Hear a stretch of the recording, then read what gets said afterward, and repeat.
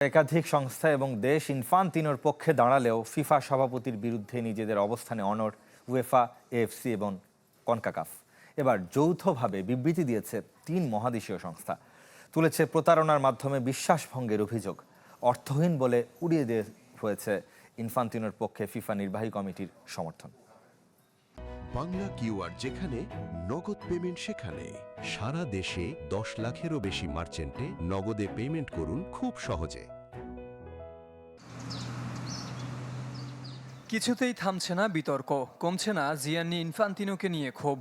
এতদিন আলাদাভাবে সমালোচনা করলেও এবার ফিফা সভাপতির বিরুদ্ধে এক হয়েছে 3 মহাদেশ, ইউরোপ, এশিয়া এবং মধ্য ও উত্তর আমেরিকা।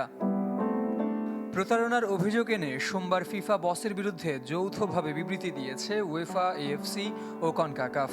তবে একবারও উল্লেখ করেনি ইনফান্তিনোর নাম। প্রতারণার মাধ্যমে যখন বিশ্বাস ভঙ্গ করা হয় এবং কোনো ব্যক্তি যখন দায়িত্ব পেয়ে নিজেকে সবার উপরে স্থান দেন, তখন মূলত নিজের দায়িত্ব ও কর্তব্যকেই বিসর্জন দেন। 3 সংস্থার সভাপতি ও সাধারণ সম্পাদকের স্বাক্ষরিত খোলা চিঠিতে ইনফান্তিনোকে স্মরণ করিয়ে দেওয়া হয় ফুটবল কারো একার সম্পত্তি নয়। ফুটবলের নেতৃত্ব কারো ব্যক্তিগত সম্পত্তি নয়।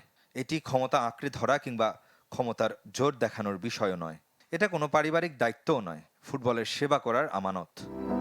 যদিও এরই মধ্যে ইনফান্তিনোর পক্ষে প্রকাশ্যে সমর্থন জানিয়েছে দক্ষিণ আমেরিকা ও আফ্রিকার পাশাপাশি কিছু দেশ। তার উপর আস্থা রাখছে ফিফা নির্বাহী কমিটিও। মরক্কোর যে বৈঠককে অর্থহীন বলে দাবি করেছে এই 3 মহাদেশ। সম্পূর্ণ কমিটিকে না ডেকে গুটি কয়েক সদস্যকে বিদেশে উড়িয়ে এনে জরুরি বৈঠক করাটা সংশয় আরও বাড়িয়ে দেয়। এ ধরনের আচরণই মূলত আমাদের আজ এই পরিস্থিতির মুখে দাঁড় করিয়েছে। এটি ফুটবলের কোনো অভিভাবকের আচরণ হতে পারে না। আগামী মার্চে চতুর্থ ও শেষবারের মতো ফিফার সভাপতি নির্বাচনে লড়বেন ইনফান্তিনো। তাকে চ্যালেঞ্জ জানাতে পারেন কনকাকাফ সভাপতি ভিক্তর মন্তালিয়ানি।